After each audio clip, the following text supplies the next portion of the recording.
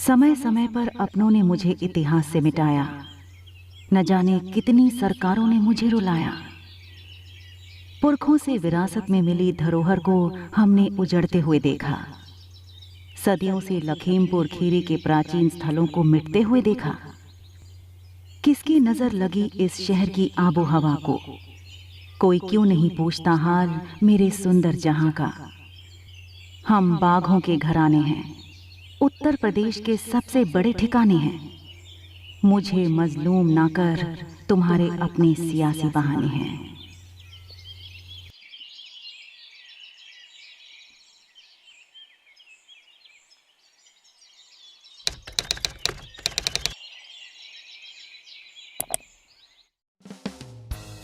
लखीमपुर खीरी उत्तर प्रदेश के लखनऊ मंडल का एक जिला है जो नेपाल की सीमा पर अवस्थित है, जिसे नेपाल का प्रवेश द्वार भी कहते हैं।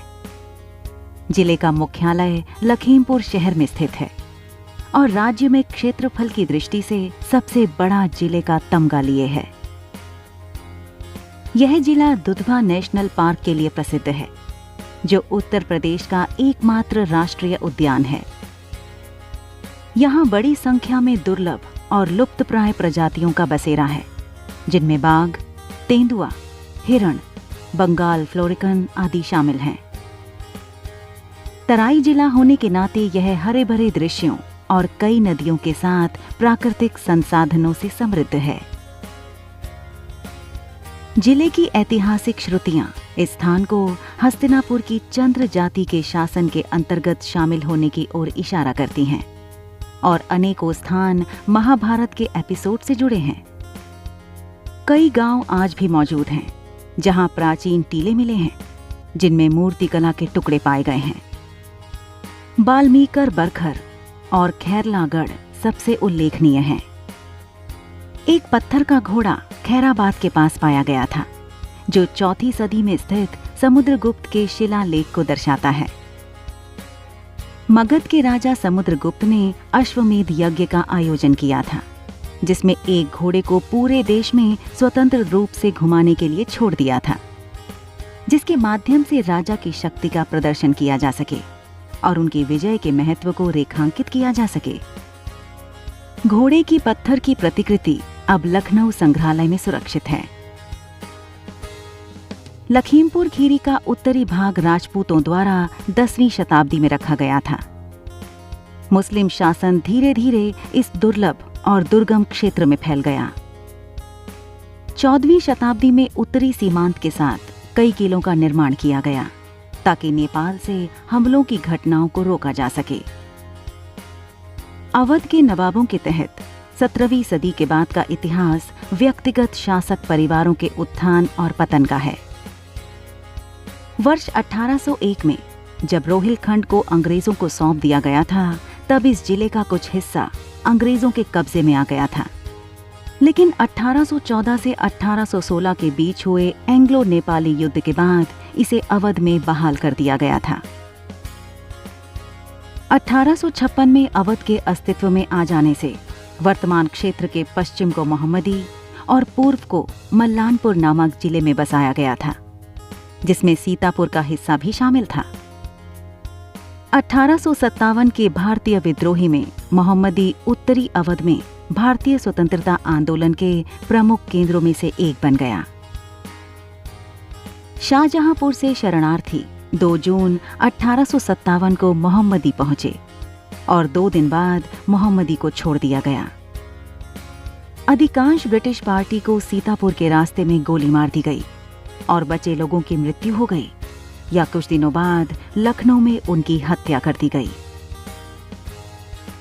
सीतापुर से भागकर आए कुछ लोगों के साथ मल्लनपुर में ब्रिटिश अधिकारी नेपाल भाग गए, जहां बाद में उनमें से अधिकांश की मृत्यु हो गई।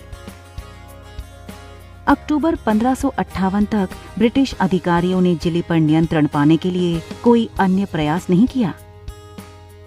1858 के अंत तक ब्रिटिश अधिकारियों ने फिर से नियंत्रण हासिल कर लिया और तब बनने वाले एकल जिले के मुख्यालय को शीघ्र ही लखीमपुर में स्थानांतरित कर दिया गया, जबकि श्रुतियों के अनुसार प्राचीन काल में इस जिले को लक्ष्मीपुर के नाम से जाना जाता था। खीरी लखीमपुर शहर से 2 किलोमीटर दूर एक कस्बा है, लेकिन कालांतर में इसे लखीमपुर खीरी नाम मिला। भौगोलिक रूप से यह जिला 7,680 वर्ग किलोमीटर के क्षेत्रफल में फैला हुआ है, जहां का जनसंख्या घनत्व लगभग 550 व्यक्ति प्रति वर्ग किलोमीटर है।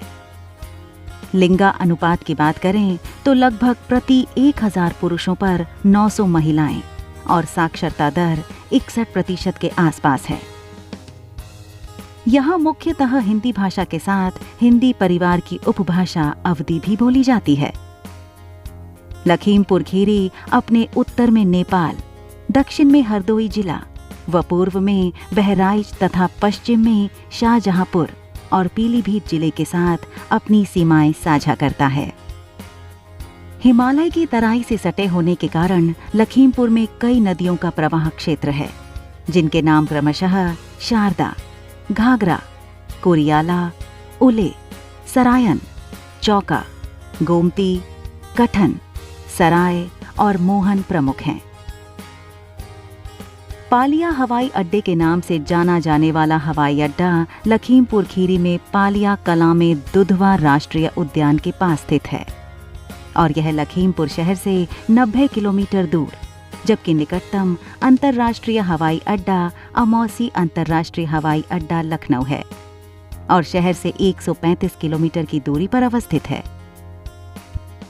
प्रशासनिक दृष्टिकोण से इस जिले को मुख्यतः 2 लोकसभा, 8 विधानसभा, 15 विकास खंड, 7 तहसील और 1167 ग्राम पंचायतों के क्रमबद्ध जाल में बांधा गया है। लखीमपुर खीरी फिल्मों के लिए भी काफी लोकप्रिय स्थान है, जहां उमराव जान 1981 में, गमन मुजफ्फर अली की और स्वदेश 2004 की शूटिंग इसी जिले के अंतर्गत आने वाले स्थलों पर की गई थी। पर्यटकों व सैलानियों के लिए जिले में प्राकृतिक व धार्मिक आस्था से जुड़े कई स्थल हैं। लखीमपुर खीरी में स्थित घने जंगल, खास मंदिर और यहाँ की लोक परंपराएं जिले को पर्यटन के नक्शे पर खास पहचान देती हैं। थारू हट ठहरने को लुभाता है, तो वहीं देवाधिदेव महादेव के भक्तों के नाम से विख्यात छोटी काशी इसे खास पहचान देती है, जिसकी चर्चा हम बारी बारी से आप सभी व्यूअर के सामने प्रस्तुत करेंगे। तो आइए जानने की कोशिश करते हैं उन स्थलों के बारे में।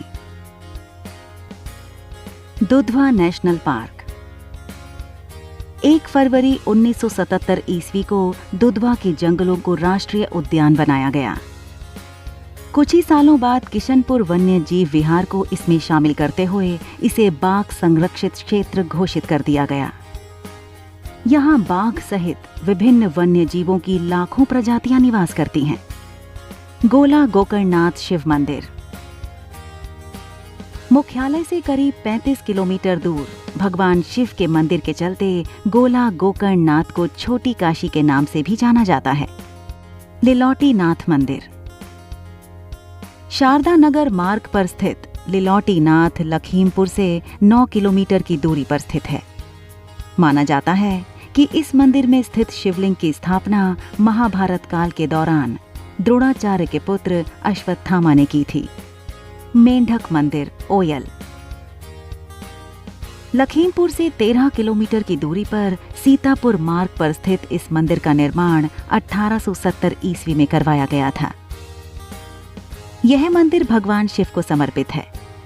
इसकी विशेषता यह है कि यह मंदिर मेंढक के आकार में बना है। देवकली शिव मंदिर देवकली शिव मंदिर ऐतिहासिक है। यह मंदिर लखीमपुर से 7 किलोमीटर दूर स्थित है। इस मंदिर का नाम भगवान ब्रह्मा की पुत्री देवकली के नाम पर रखा गया है, क्योंकि उन्होंने इस स्थान पर कड़ी तपस्या की थी। खैरीगढ़ किला सिंगाही क्षेत्र में 1379 ईस्वी में सुल्तान फिरोज तुगलक के समय में यह किला निर्मित हुआ था। देश के इस चर्चित किले के सम्राट समुद्रगुप्त की एक मुद्रा तथा कन्नौज के राजा भोजदेव की अनेक मुद्राएं प्राप्त हुई थीं। जो लखनऊ के म्यूजियम में सुरक्षित हैं।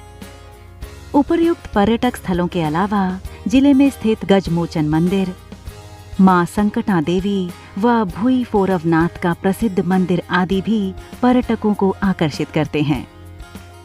धन्यवाद।